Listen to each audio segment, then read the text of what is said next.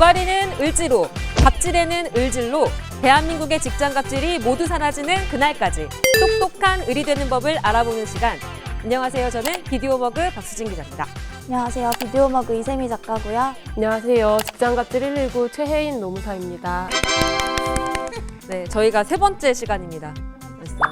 네, 저희가 지난 편에는 이제 폭언에 대해서 알아봤고 오늘 주제는 뭐죠? 떼인 돈 받아드립니다. 떼인 돈.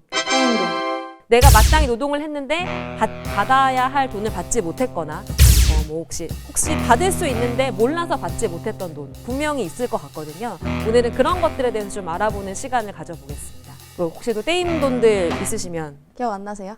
저한테요? 예. 모르겠네. 기억이 안 납니다. 제가 오늘 코너 준비하면서 기사를 좀 찾아봤는데 그 대한민국의 체불 임금의 규모가 1조 원이다 이런 기사가 있을 정도였어요. 사실 얼마나 많은 이 땅의 을들이 떼인 돈이 많은가라는 생각이 좀 들었습니다. 임금을 체불하는 행위, 이거는 불법인가요? 어떤가요?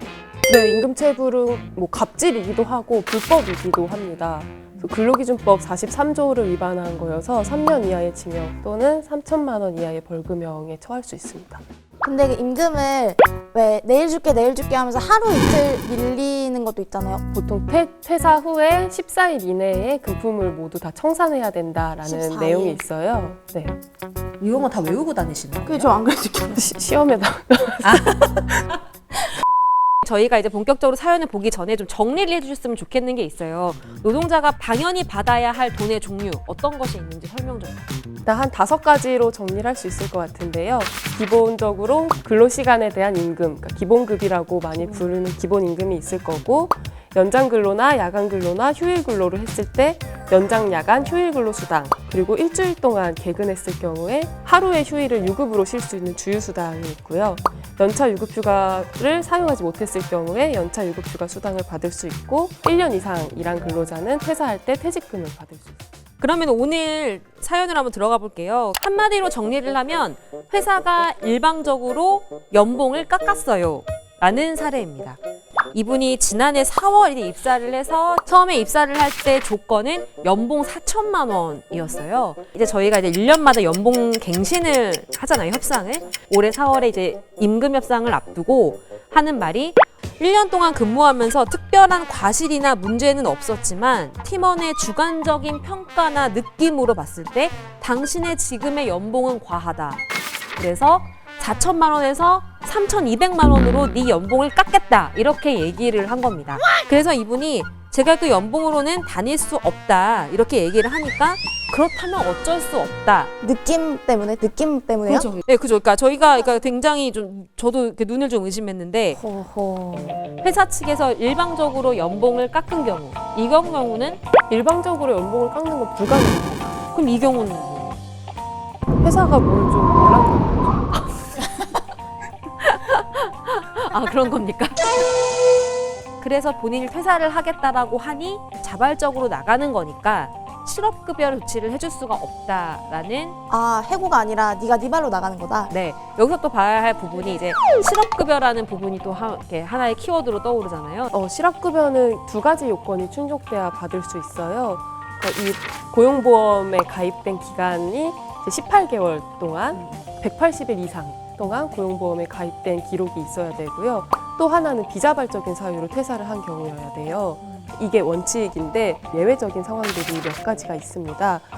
대표적으로는 임금이 체불됐거나 최저임금보다 미달한 임금을 받았거나 회사 안에서 성폭력을 당했거나 이렇게 누가 봐도 퇴사할 수밖에 없었던 상황인 경우에는 자발적으로 퇴사를 해도 실업급여를 지급하는데 이제 이분 같은 경우에는 이분이 완전히 자기 발로 자기 스스로 나간 건 아니에요. 그러니까 권고사직이라고 부르는 상황인 거죠. 그래서 이분은 비자발적인 퇴사이기 때문에 실업급여 수급이 가능한 걸로 보이고요. 만약에 자발적으로 나간 거라고 하더라도 기존에 적용받던 근로조건보다 20% 이상 이제 차이가 나게 된 거예요. 딱 임금이 20% 깎인 건데 그런 경우에도 이제 근로조건이 너무 많이 바뀌어버려서 근로자가 더 이상 회사를 다닐 수 없는 경우가 돼버려서 이 경우에도 자발적으로 퇴사해도 실업급여를 받을 수 있는 예외 상황에 해당이 됩니다. 그 기준이 딱 20%인 거예요? 20%? 네. 그럼 만약에 회사가 너 네 발로 나간 거잖아 계속 우기면 이 사람은 어떻게 해야 돼요? 근로자가 퇴사를 하면 이제 고용보험, 피보험 자격 상실 신고를 사용자가 해요. 이 근로자가 몇 월 며칠에 퇴사를 했고 퇴사 사유는 뭔지, 이직 사유서에 어떻게 적혀 있는지에 따라서 자발적 퇴사인지 비자발적 퇴사인지가 나뉘거든요.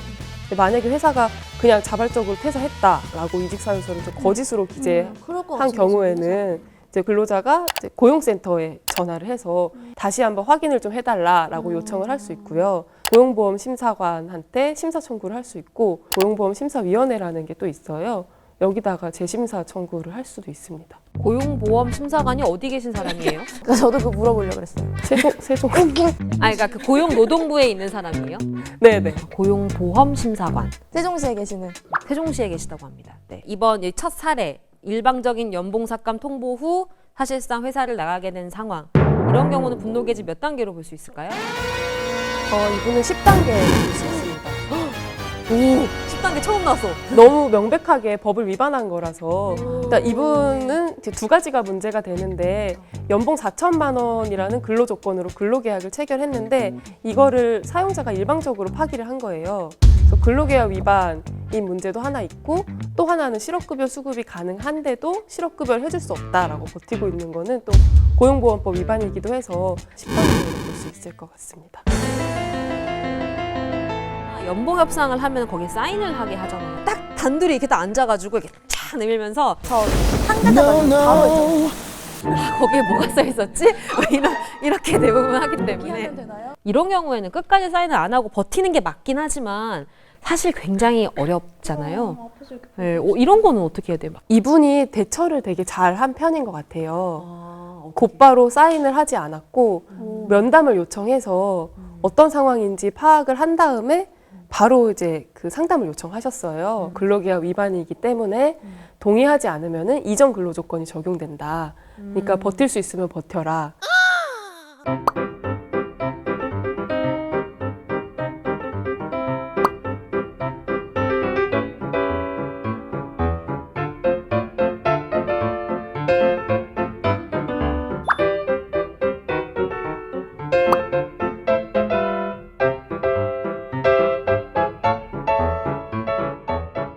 두 번째 사연 한번 볼까요? 두 번째 사연은 수당에 관련한 이야기가 될 것 같아요. 이 분과는 제가 직접 전화 통화를 이성훈 PD님, 예. 씹을 거리 준비했어요. 왜냐면 이 연차에 관련된 내용인데 질겅질겅류를 욕하지 마시고 요거 씹으시면서 들어보세요. 이거 상품이 나오니까 저 같은 경우는 야근이 되게 많은 편이었거든요. 일주일에 많으면 그냥 5일 내내 야근할 때도 있고 11시간? 9시에 끝나는 날까지 많았거든요. 그거 아니면은 11시 넘어서까지 일하고 12시에 끝나서 택시 타고 가고. 아니요. 그러니까 기존에 제가 면접 볼 때부터 이 부분에 대한 수당은 없이 그냥 임금에 포함이 돼 있는 걸로 말씀을 하셨고 네, 그것도 따로 없었어요. 그 연차 수당이 우리 회사는 지급이 되지 않으니까 잡아갈 수 있는 거는 연차를 다 빼라고 이렇게 말씀을 하시더라고요. 근데 사실 업무 하다 보면 연차 빼기가 좀 힘들 때가 많잖아요. 법적으로 문제가 되는 부분을 너무 당연하게 회사 규정으로 정하고 있고 이래서 여쭤보게 된 거예요. 임금은 200 잡고 왔고요. 그러니까 2,400 연봉으로 왔는데 네, 아무래도 세금 세면은 180 정도 가고 있어요. 주말 출근을 했는데 그 약속이 뭐냐고 물어보시더라고요. 그럼 개인적인 건데 그거까지 말씀을 드려야 돼요? 하니까 되게 강압적으로 말하라고 그 능력이 없으면 열심히라도 해야 된다는 솔직히 말씀드리면 사람들이 못 받으면서 이렇게 일을 하고 있으니까 되게 자괴감이 낮아지는 것 같아요. 일단은 저에게 사연을 보내주시고 인터뷰에 응해주셔서 정말 감사하다는 말씀을 일단 먼저 드립니다. 네. 이 사연에서 저희가 알 수 있는 대표적인 키워드는 수당입니다. 수당. 야근 수당, 휴일 수당, 연차 수당이란 이 세 개념을 좀 볼 수 있을 것 같은데 그런데 이 회사는 면접을 볼 때부터 너는 그런 수당을 받을 수가 없다. 이걸 동의해야만 이 회사에 들어올 수 있다라고 했어요. 근로기준법은 최저 조건이에요. 아무리 본인이 동의를 했다고 해도 근로기준법에 이달한 내용들은 그 부분은 다 무효가 됩니다. 그럼 퇴사를 할 때 퇴직금과 함께 뭐 이제까지 받지 못했던 휴일 수당과 야근 수당 받을 수 있는 건가요? 네, 이분 연장 근로수당이랑 휴일 근로수당이랑 연차 유급휴가수당 모두 다 받을 수 있습니다. 그리고 두 번째는 이제 연차 수당 좀 전에 잠깐 말씀하셨지만 이 분이 이제 1년이 이달 말로 퇴사를 하시면 1년이 넘어가요. 발생할 수 있는 연차의 개수가 법적으로 정해져 있는 게 있을까요? 만 1년을 일을 하면은 만 1년이 된 시점부터 15개의 연차 휴가가 발생을 하고요. 그리고 근무한 기간이 1년 미만인 사람한테는 이제 한 달을 개근하면 한 달에 하루씩 또 연차 휴가가 발생을 해요. 그래서 이분 같은 경우에는 처음에 입사하고 최초 이제 11개월까지 한 달에 한 개씩 해서 총 11개의 연차 휴가가 발생을 했을 거고, 그리고 이제 2019년 6월 29일이 되면 만 1년이 되는데 그 시점에 또 15개가 발생을 하죠. 그래서 두 개를 합해서 총 26개의 연차 유급 휴가가 발생했다고 볼 수 있습니다. 우리는 그런 거 아니야 지금? 근데 총이 26개고 그러면 26개가 될 수가 없네. 그러니까 이게 그 작년 5월 29일에 개정된 법이라서 2017년 5월 30일부터 입사한 사람한테만 적용이 되는 거예요. 아 진짜? 그 전에 입사한 사람들은 소급 적용이 안 돼요? 당연하죠. 근데 이 경우에는 이제 애초에 법을 위반한 내용을 사규에 적혀 있다라고 하면서 수당을 못 주겠다고 하고 있는 경우라서 그 사규도 무효고, 만약에 그게 근로계약서에 써 있었다고 해도 무효가 될 거라서 아무튼 이 회사는 무효예요. 회사가 무효. 주식회사 무효. 노무사님 정리를 하면서 이분의 사연 저희가 분노 게이지 몇 단계로 볼 수 있고 이분이 앞으로 어떻게 대처를 하면 되는지 소개해 주시죠.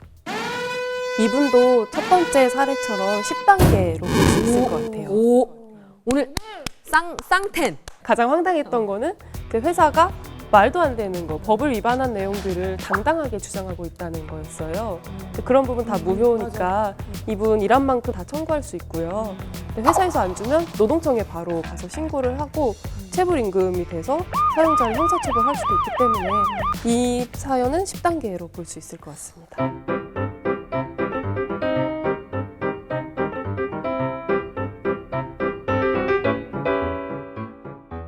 오늘 뭔가 약간 두 개 다 10단계가 나오니까 굉장히 마음이 좀 이렇게 슬프면서도 굉장히 뭔가 저희가 솔루션을 드린 것 같은 그런 약간 느낌이 들어서 굉장히 조금 더 뿌듯해지는 그런 느낌도 있고 그렇네요.